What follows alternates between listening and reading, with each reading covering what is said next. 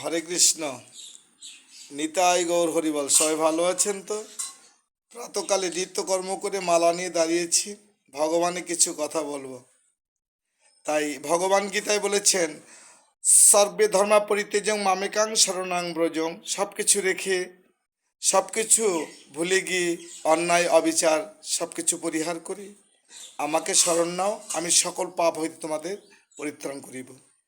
সেখানে প্রথম অধ্যায়ে বিশ্বাসযোগে ভগবান বললেন, ধর্মক্ষেত্রে কুরুক্ষেত্র যজুস্সব মামকা পাণ্ডব চৈব কিম কুর্বত সঞ্জয় বাচরধিষ্ঠাত পাণ্ডবানিকং বর্জ্য ধনস্তথান আশ্চর্য রাজা বচন মৌব্রীবত। হে অর্জুন, কোন কুরুপক্ষ পাণ্ডব পক্ষ সমবেত হয়ে আমার রণক্ষেত্রে কি কি সাজিয়েছে, কার সঙ্গে যুদ্ধ করতে হইবে, আমি সব কিছু একবার দেখিব। সেই সময় তো ভগবান অর্জুনের সারথি রূপে রথে বসেছিলেন এবং রথে উঠিয়ে অর্জুনকে সব কিছু দেখিয়েছিলেন। তা হইতে তো অর্জুনের সে মোহ জন্মিল, মানবে কেন জন্মিবে না, তাই না? সকালে সূর্যোদয় হয়ে পৃথিবী দর্শন করে প্রকৃতির সম্ভাষণ দেখে সবাই মনে মনে ভাবে সব কিছু আমার বুঝি আর অভাব নেই। কিন্তু দেখুন, আমাদের কী বা আছে, আর কী নিয়েই বা আমরা চলবো এই দিনগুলো, বাকি দিন। তাই ভগবানকে পাওয়ার জন্য নিত্যকর্ম হরিনাম সংকীর্তন করুন।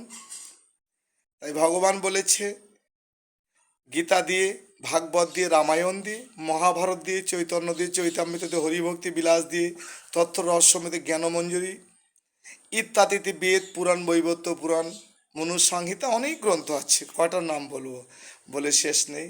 যাক, সবাই গীতা অধ্যয়ন করুন, ভগবান নাম করুন। হরে কৃষ্ণ, নিতাই গৌর হরিবল। সবাই ভালো থাকবেন। ছোট্ট একটি কথা দিয়ে শেষ করছি, সুর দিয়ে। সেটা হলো, আর বাথান হইতে আসি নন্দ আসি আঙ্গিনায়, রাম কানাই বলে ডাকে উভরাই, হাই হাই ডাকে উভরাই, রাম নিরে দধির ভাণ্ড, কৃষ্ণ নিরে বাধা, উদার পূরণ করে দিব ননি যত আছে ক্ষুধা, হাই হাই যত আছে ক্ষুধা, সবার উদার পূরণ করবে ভগবান। আজকে সেই কথা ভগবান আমি যেন দিয়েছে এবং সবার আশা পূর্ণ করবে। নিতাই গৌর হরি বল। ভালো থাকবেন। হরে কৃষ্ণ।